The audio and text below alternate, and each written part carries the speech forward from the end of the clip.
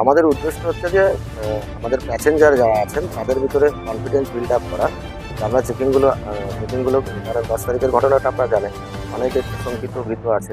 তো আমাদের সাথে সাথে কনফিডেন্স বিল্ড আপ করা এবং যদি কোনো নাশকতার চেষ্টা হয় সেটাকে প্রিভেনশন করা সম্ভব।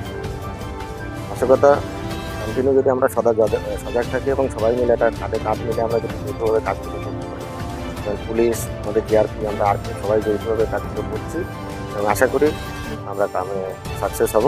এবং সাথে সাথে এটাও আমার চেষ্টা করে সাধারণ প্যাসেঞ্জারের কাছে তারা যেন আমাদের সঙ্গে সবসময় সহযোগিতা করে এবং কোনোরকম কোনো ইনফরমেশন পেলে এটা যেন আমাদের রিয়েল টাইম আমাদের সঙ্গে শেয়ার করে।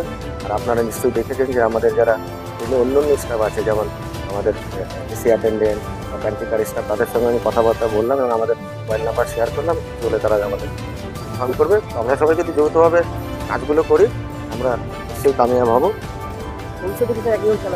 কন্টিনিউ চলবে।